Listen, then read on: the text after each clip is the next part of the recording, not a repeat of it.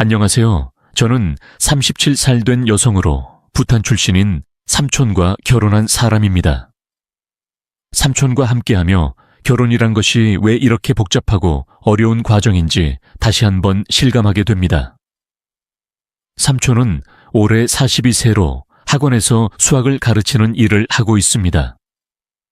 대학에서 수학을 전공했고 어린 시절부터 뛰어난 환경에서 자라 대학을 졸업한 이력을 가지고 있죠. 그 세계에서는 학문뿐만 아니라 인맥 또한 중요하다고 하더군요. 하지만 삼촌은 다소 내성적인 성격을 가지고 있습니다. 성숙한 모습으로 보이지만 속 깊은 대화에서는 자신이 잘못한 부분을 늘 인정하며 이야기를 풀어갑니다. 물론 집안 환경 또한 그의 삶에 영향을 미쳤던 것 같습니다. 삼촌의 위치는 많은 공부와 경제적 투자가 필요했으며 그만큼 도전과 어려움이 많았다고 들었습니다. 삼촌은 대학에서 시간 강사로 일하다가 지인의 소개로 학원 강사가 되었고 지금은 다른 선생님들과 함께 운영하는 과외 학원을 시작하게 되었습니다. 삼촌은 학생들에게 자신의 지식을 나누고 싶다는 열망으로 이 일을 하고 있지만 옆에서 보기에 그의 삶은 그리 여유롭거나 편안하지 않은 듯합니다. 그럼에도 불구하고 삼촌은 묵묵히 자신의 길을 걸으며 학생들에게 최선을 다하고 있습니다. 그의 이야기를 통해 많은 것을 배우며 오늘도 새로운 시각으로 삶을 바라보고 있습니다. 우리 엄마가 2번이나 그랬어요. 불과 몇 달 전만 해도 첫 번째 힘에 대해서는 치즈를 보기 전에 들어봤기 때문에 잘 몰랐지만 두 번째 힘에 대해서는 직접 눈으로 봤기 때문에 자세히 알고 있었습니다. 두 사람 모두 특이한 여성이다. 당신은 잠시 동안 나의 이야기입니다. 저는 29세이고 30일 새 남편과 결혼했습니다. 8년 전, 저는 38세, 남편은 10세, 삼촌은 42세였습니다. 우리는 모두 시골에 살고 있습니다. 같은 동네. 저희 부모님은 두 분 모두 매우 건강하십니다. 올해 아버지는 68세이시며 시어머니는 무역회사에 다니셨습니다. 현재는 은퇴해 지인과 함께 주차장을 관리하고 있다. 아시다시피 어머니는 식당에서 주방 보조원, 가정부로 일하시며 두 아들을 부양하기 위해 열심히 일하셨습니다. 남편은 예전에 세무사였습니다. 시내에 있는 원전으로 가서 근처 동네에서 일했어요. 저는 세금 관련 일을 하고 있어요. 삼촌과 달리 우리의 다음 부부는 빨랐다. 둘째로서 항상 행복하고 잘 웃으며 사람 만나는 것을 좋아합니다. 최근까지 저는 아이들을 키우느라 바빴습니다. 없고 동네 대형 슈퍼마켓에서 2달 동안 한가하게 지냈어요. 5살짜리 아이는 카메라를 갖고 있고 작은 아이는 3살이에요. 일하러 갈 때 나는 떠난다. 아이들과 시어머니가 있어서 시집이 그리 부유하지는 않지만 그다지 따뜻한 집도 아닙니다. 늘 마음 한구석에 걱정이 앞섭니다. 특히 시어머니가 아이들을 볼 때면 무척 걱정하십니다. 그는 그녀에게 그와 결혼하라고 명령했다고 말했습니다. 당시 최초의 여성 상사의 이야기다. 그 여성은 돈을 벌기 위해 1달 전에 그와 결혼하고 싶다고 일방적으로 알렸다. 조수를 준비하고 있어서 거의 학교에서 생활하니까 그 사람도 거기 살 것 같고 점차 일을 해서 돈이 많지 않고 결혼하고 싶으면 해야 해요. 돈 이야기를 많이 했고 집이 중요하다고 생각했고 여자 부모님도 신혼집 이야기를 계속했다. 부모님의 형편이 좋지 않기 때문에 우리는 아내를 마음대로 돌볼 수 없습니다. 결혼식장을 준비하고 모든 준비를 다 마친 뒤 갑자기 신부 어머니가 전화를 걸어 데리러 갈 수 없다며 사과했다. 결혼하면 우리는 평범한 일을 합니다. 이야기를 아주 강렬하게 썼는데 삼촌이 그 사이를 다 막았던 것 같아요. 부모님은 걱정이 되셔서 힘이 되어준다고 하셨어요. 그때 나는 아니라고 했고 삼촌은 안다고 하고 알아보자고 해서 결혼하게 됐다. 전염성이 있다고 하는데 남편은 늘 그 얘기를 해요. 그렇죠. 그 여자는 너무 멋진 사람이어서 허약한 신혼여행은 아깝다. 혼자 가겠다. 혼자 가겠다고 늘 말했고 사실은 거기로 여행을 갔습니다. 그 여행에는 그녀가 남자와 함께 여행했다는 소문이 돌았습니다. 이 때문에 버림받은 것에 충격을 받았다고 했고 그 때문에 남편과 함께 거리 미술을 많이 했고 내게도 가끔 그런 이야기를 했다고 한다. 그래서 그 이후로 여자를 많이 본 적이 없는 것 같은데 그만큼 괴로웠지만 거의 10년이 흘렀고 보지 못했다는 게 조금 아쉽다. 그 당시 나는 아직 데이트를 하지 않았다. 그러다가 최근에 드디어 친구가 도착했어요. 그날 시어머니는 하루 종일 행복했어요. 혼자 노래도 한다. 그녀는 몰랐지만 매우 행복했습니다. 저에겐 친오빠 같은 존재라 어려서부터 호기심이 많아요. 남편 집에 자주 가기 때문이죠. 관심이 많아져서 그쪽 얘기도 많이 듣고 어머니와도 얘기를 많이 했어요. 처음에는 그 여자의 직업을 알고 놀랐지만 지우와 함께였다. 공무원이 소개시켜줬어요. 올해 나이 39세라고 하더군요. 시청에서 근무하는 공무원으로 남편 집에서 1시간 정도 떨어진 곳에 부모님과 함께 살고 있다고 하더군요. 그때 함께 사진을 봤던 것 같은데 얼굴이 굉장히 온화하고 단발머리가 제일 예뻤고 피부도 엄청 하얗고 좀 차가워 보였지만 그래도 더 예뻤던 것 같아요. 나보다. 대부분의 남자들은 더 젊었지만 그는 조금 늙어 보였습니다. 그러고 보니 아내도 좋아할 것 같아서 그날 밤 삼촌이 오셔서 레지던트가 되는 것에 대해 잠시 이야기를 나눴습니다. 법적인 문제도 있었고 남편과도 개인적으로 이야기를 나눴습니다.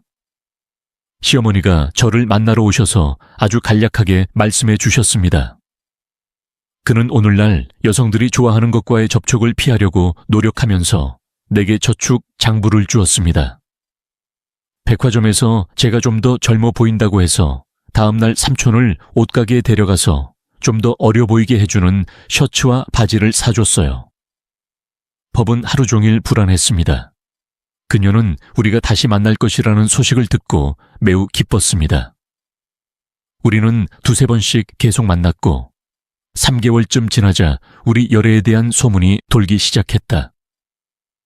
게다가 모든 일이 아주 순조롭게 진행될 줄 알았는데 문제는 그날 이후 불과 3년 만에 그 사람의 성격이 변했다는 점이다. 저희 시어머니와 시어머니는 단순히 전화통화 이상의 일을 하십니다.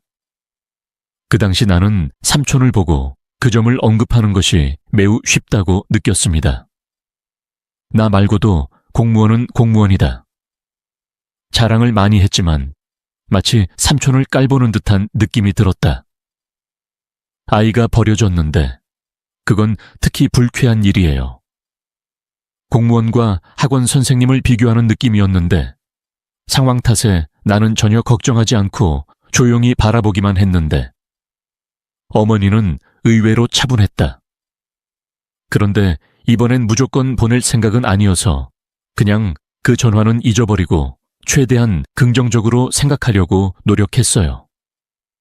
하지만 그녀를 직접 만나보니 내 느낌이 어느 정도 맞았다. 그 공원에서 그 여자를 딱 2번 만났어요. 처음에는 어머니를 만나러 나갔습니다. 원래 4번의 약속이 있었는데 그중 2번은 해당 관계자에 의해 일방적으로 취소되었습니다. 그래서 좋은 레스토랑에 예약을 하고 거기 모였어요. 시아 모닝걸, 제 아내와 저는 이 세션 중 하나를 마치고 만났습니다. 10분 일찍 도착해서 기다리고 있었는데 아주머니가 같이 오셨어요. 같이 있는 게 불편할 것 같아요. 이 공무원의 첫인상은 머리가 짧아서 긴 생머리도 아니고 어머니와도 거의 대화를 나누지 않는다는 것이었습니다. 사위 대화 중에도 모든 질문에 짧게 답해 대화를 이어갈 길이 없어 보였다. 내 번호 사로 끝납니다. 전체적인 분위기가 좀 어색해져서 50이라고 답한 척 하면서 공무원님 정말 대단한 분이세요 라고 말했어요. 그런데 제가 받은 답변은 6급 공무원이라는 것이었습니다. 그 담당자도 주유를 하고 있는 줄 처음 알았습니다. 그 말을 듣고 또 공무원이 도망치려니 좀 당황스럽더군요. Logically. 아, 그럼 엄청 높겠구나. 여자분이 일반 공무원은 9급도 많고 그 나이에 26세에 7급에 도달했다고 아주 자세하게 말씀해 주셨어요. 시험 때문에 6급.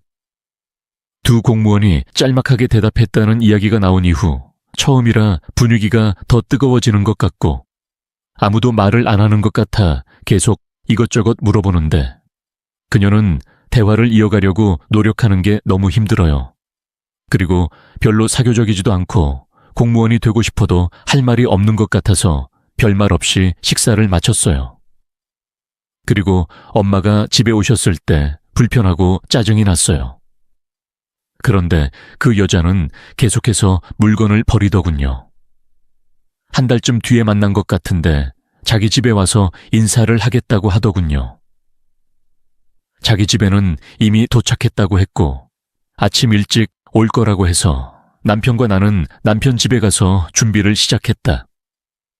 11시에 준비하라고 해서 준비를 많이 했는데 갑자기 삼촌이 전화해서 오늘 밤에 나가야 한다며 시간이 좀 걸릴 거라고 하더군요. 시어머니도 그렇게 말씀하시며 내게 가라고 하셨다. 바쁘면 저녁 먹으러 와요.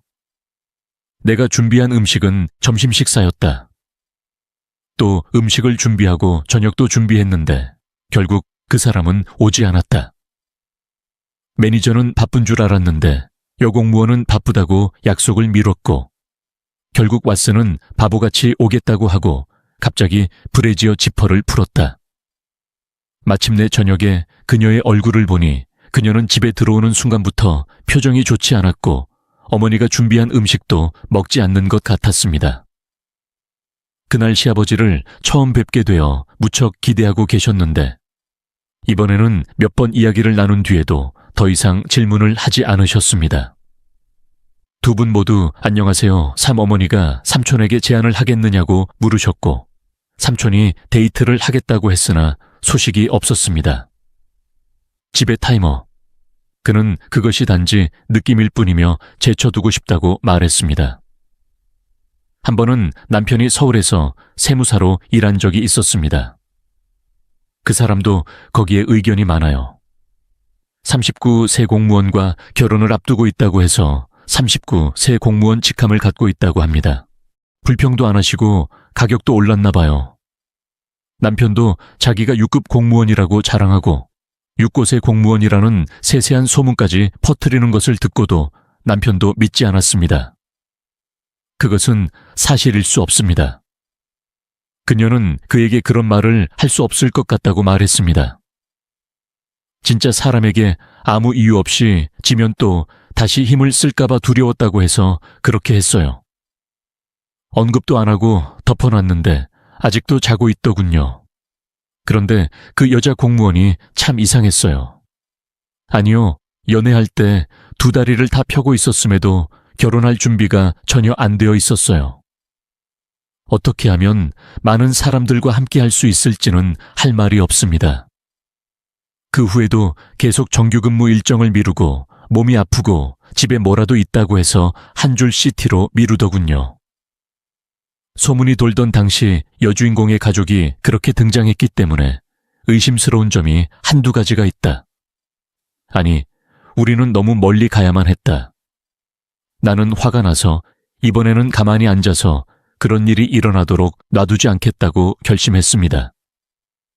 지난번에는 거의 완전히 패배했는데 더 이상 할 수 없어서 검색하러 나갔습니다. 인맥을 쌓고 질문도 하고 일주일간 헤매다가 드디어 찾았습니다. GS 무사 임혜진입니다.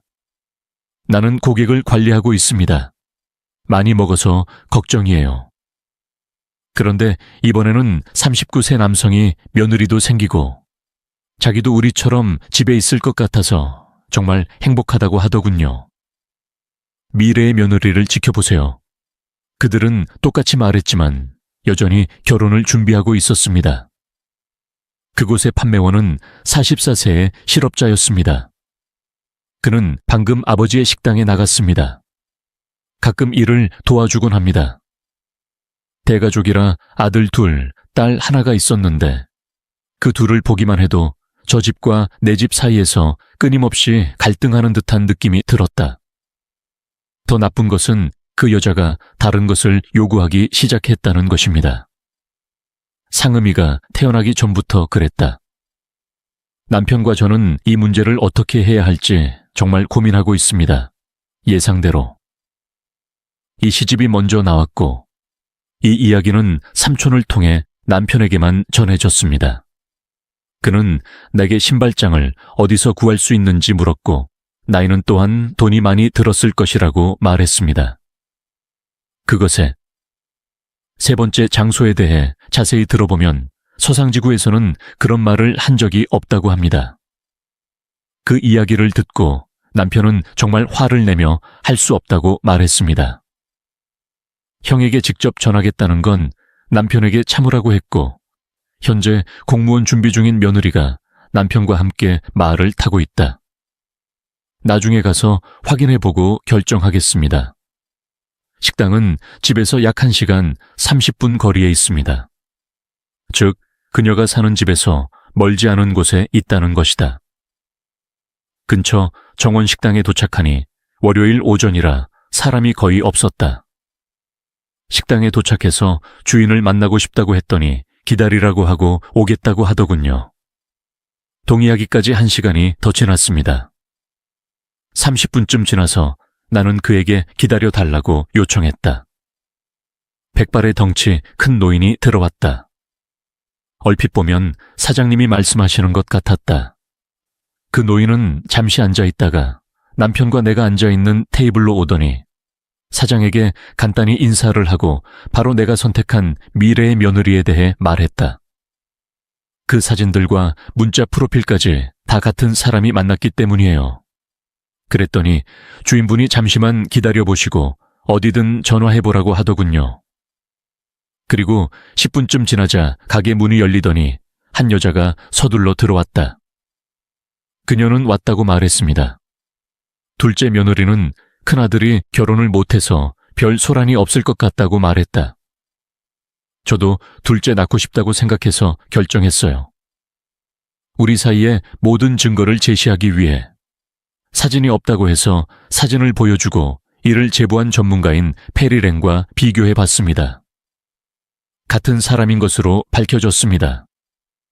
쌓인 말로 갑자기 폭포수 같은 대화가 시작된다. 처음부터 이상하다고 했고 초등학교 6학년 때 공무원을 그만두고 그냥 나쁜 사람이었다고 하더군요. 나는 화가 나서 사장에게 잠시 앉아서 지켜볼 것인지 물었다. 그는 매우 충격을 받은 것 같았다. 나중에 할아버지는 편히 쉬시다가 갑자기 한숨을 쉬시더니 자리에서 일어나시더니 아무리 결혼이 급해도 사기꾼이 가족을 살릴 수 있다고 말씀하셨어요. 결혼이 승인되어야 합니다. 저기 며느리가 아주 간단한 일이라며 복싱을 포기하면 안 된다고 하더군요. 남편과 저는 어느 정도 동의했기 때문에 저를 포옹하기로 결정했습니다. 상황을 뒤집어 보세요. 나는 다음 주말에 두 집에 동시에 가서 그들이 어떻게 처리하는지 알아보자고 말했습니다. 그는 남편과 내가 집에 가서 삼촌과 이야기할 수 있도록 그녀에게 말하고 그녀를 당황하게 하겠다고 말했습니다. 남편이 직접 얘기하러 간 것 같아서 그 여자에게 만나자고 한 것 같아요. 이번 주말에 공무원이 당일에 오라고 연락이 왔는데 처음에는 둘 다 아프다며 가기를 거부해 결국 두 가족 모두 또 미끼를 던졌습니다. 세 번째 문제를 요구했고 결국 공무원은 움직일 수밖에 없었다. 하지만 우리 집은 뒤로 밀려났어요. 식당을 운영하는 그 집에 간다고 하더군요. 몸이 아파서 다음 주에 보자고 했고 식당을 운영하는 그 집이 우리보다 돈이 더 많은 것 같아서 그 집을 선택했다. 기분이 너무 안 좋아요. 부모님은 전혀 모르셨고 저와 남편만 알고 있었습니다. 그래서 식당 주인의 며느리에게 전화를 걸었더니 그날 만나러 오겠다고 하더군요. 파워 무릎이 있습니다. 처음에는 다음 주에도 그녀를 초대해 권력을 요청할 예정이다. 말하려던 참인데 더 놀라운 것은 주인 가족이 3가지 방안을 논의하기 위해 만나자고 적극적으로 말했다는 점이다. 내가 새로운 프레임워크를 생각해 내면 부모님이 따라오실지 아닐지 궁금하다. 우리가 한 달 넘게 미루고 있던 돈에 대해 이야기해 봅시다. 가족이 그렇게 많은데도 당신을 먼저 데려가려고 달려드는 게 너무 화가 나요. 그래서 나는 부모님에게 거짓말을 할 수 없습니다. 사위도 있어서 온 가족이 모여서 시부모님과 이 문제를 의논했습니다. 결혼 얘기는 미루고 가족 문제도 고려 중이라 한 달 넘게 상담을 미루다가 갑자기 시험인 것처럼 언급했다. 처음에는 내 말을 믿었지만 나중에 그들은 극도로 화를 냈습니다. 도대체 무슨 일이 일어나고 있는 걸까요? 요즘 결혼이 왜 이렇게 복잡해졌는지 한숨 지을 수도 있고 식당에서 본 노인과 같은 반응을 보일 수도 있다. 나도 가슴이 아프다. 그 후 시어머니는 너는 공무원이 될 며느리야 라고 말했다. 하루에 파티를 2개나 준비해서 지원하려고 했는데 도저히 안 되겠다는 생각이 들어서 직접 가서 그 부모들이 어떤 놈인지 직접 확인해보라고 하더군요. 정규직? 권력이 있어도 얼굴은 봐야 한다고 하더군요. 단지 누군가의 얼굴이 보고 싶다고 무슨 생각을 하는지 궁금하다면 분노가 치밀어 오르는 것 같았습니다. 오랫동안 억눌려 있던 것이 풀려 결국 그날 우리 가족은 모두 가기로 결정했다. 그 전에 대형 식당을 운영하는 며느리에게 연락해서 물어봤다. 가족끼리 가볼까? 새 가고 싶다고 하더군요. 자기 식당을 사니까 그날 오라고 했고 테이블을 다 모아서 자리를 먼저 정리하겠다고 하더군요. 그는 3인 가족이 될 수 없었습니다. 우리는 일부러 2대의 차를 타고 레스토랑에 도착했습니다. 한 구석에 4개의 테이블이 서로 마주보고 있고 들어서자마자 2 가족이 서로 이야기를 나누고 있습니다. 공무원 여성은 우리 가족을 보자 얼굴이 창백해졌다. 원래는 하얀 피부였는데 지금은 완전 창백해요. 그러자 그 여자 포모들 역시 깜짝 놀라며 무슨 일이냐며 왜 그런 행동을 하느냐고 물었다. 갑자기 내가 선두에 서서 테이블을 이끌고 테이블로 다가가니 옆 사람이 거만하고 짜증스러운 표정을 지었다. 가게에 들어가기 위해 문을 열기까지 차를 주차하는데 오랜 시간이 걸렸을 것이다. 심지어 삼촌도 자리에 앉아 여자 옆에 섰다. 식당 사전에 나온 할아버지가 써보라고 했을 때 온 가족의 얼굴은 어둡고 지쳐 있었다. 이제 다들 오는 것 같아서 우리 가족은 못 오기로 결정했어요. 바람피는 여자를 가족 중에 받아들여 우리가 결혼하게 해주세요.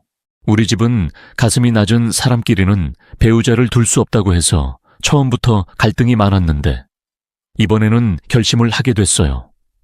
파월이에요. 6쪽의 가족들은 2 집 사이에 앉아 이야기를 듣고 자리에서 일어나려는데 갑자기 어머니처럼 생긴 누군가가 소리쳤습니다. 내부에서 항상 전원을 사용하므로 전화로 전원을 켜달라고 요청하세요. 왜 굳이 바쁜 사람에게 전화해서 왔다가 가라고 합니까? 그냥 결혼하고 싶은 남자들이 줄을 섰다고만 하면 갑자기 식당 며느리가 일어나 뺨을 때리자 줄 게 없다고 한다. 아니요, 그녀는 사람들이 얼마나 바쁜지 알고 있습니다. 그게 다야 한 집에서 다른 집으로 이동하면 결혼하게 될 것입니다. 장사노역, 이것은 결혼 장사가 아니고 결혼 사기입니다. 저를 혼내시며 부부 자살을 보려면 2 군데를 보라고 하더군요. 이 동네에 소문을 퍼뜨리려고 하다가 화가 나서 무슨 말이라도 하려고 했는데 시어머니가 붙잡으셨어요. 그래서 자리에 앉자마자 이 문제를 시청 공보실에 신고하겠다고 딱 한마디만 했습니다. 나는 내게 문제가 있는지 물었다. 숫자 6이 있으면 이렇게 할 수 있겠네요. 그러자 암세인 사람이 고개를 숙이며 죄송합니다 라고 말했습니다. 부모님들도 미안하고 실수했다고 하시고 급하게 자리 잡으느라 이렇게 겹겹이 서 있게 된 게 민망하기도 하더군요. 그들은 계속해서 고개를 숙이고 제프의 부모님께 사과했습니다. 그래서 그들은 그 자리에 뻣뻣하게 서 있었습니다. 여성의 어머니 역시 딸은 아무 죄도 없고 부모의 욕심이 상황을 더욱 악화시켰다며 안타까움을 표했고, 여성은 차갑고 경직된 나머지 결국 울음을 터뜨리며 말을 이어갔다. 울다가 너무 크게 울 뻔해서 모두가 그녀에게 음식을 버리라고 했어요. 그렇게 사는 것은 그녀에게 좋지 않습니다. 그녀는 떠나면서도 계속 고개를 숙였다. 고개를 숙이고 사과한 뒤 떠났다. 우리는 식품 가격을 개선하기 위해 최선을 다했고 그날 2그릇을 사기로 결정했습니다. 그날부터 우리는 어린 시절 같은 학원에서 공부했던 때로 돌아간 듯한 느낌이었습니다. 다행히 오늘은 큰 사고 없이 지나갔고 요즘은 옷차림에 크게 신경 쓰지 않는 모습이 조금은 편안해 보였습니다. 요즘 들어 자신감이 조금 생긴 것 같기도 했습니다. 얼마 전 44세 남성이 보여준 강렬한 모습을 보면서 예전에는 모든 걸 포기한 듯한 모습이 떠올라 조금 마음이 무거웠습니다. 하지만 시간이 지나면서 분명 좋은 소식이 들려올 거라는 희망을 가지고 있습니다. 예전에는 우리가 꽤 절망적인 상황에 처해 있었고 함께 공부했던 소녀는 여전히 미혼으로 남아 있었습니다. 소문이 지나치게 많아 혼란스러웠던 시절도 있었죠. 그런 복잡한 시절을 떠올리며 우리가 자주 가는 그 식당에서 느끼는 평범한 행복이 얼마나 소중한지 다시금 깨닫게 됩니다. 많은 노력을 기울여도 결과를 얻기가 쉽지 않은 일이 많지만 꾸준히 시도한다면 언젠가는 빛을 볼 날이 올 것입니다. 하루 2번씩 반복되는 알림을 들으며 한동안 속도를 늦추고 상황을 천천히 바라보는 여유도 필요하다고 느꼈습니다. 결혼 후에는 혼인신고도 해야 하고 시청에 가는 일도 나름 흥미로울 것 같습니다. 앞으로는 더욱 적극적으로 주변을 살피며 적합한 사람과의 만남을 계획해 보려고 합니다. 주변의 소개에 의존하기보다는 스스로 더 먼저 움직여야겠다고 다짐했습니다. 좋은 인연을 빠르게 찾아 결혼에 골인한다면 시댁 식구들의 얼굴에도 밝은 미소가 가득할 것 같습니다. 그 시간이 올 때까지, 그리고 그 시간이 더욱 행복해질 수 있도록 노력하겠습니다. 지금까지 제 이야기를 들어주셔서 진심으로 감사합니다.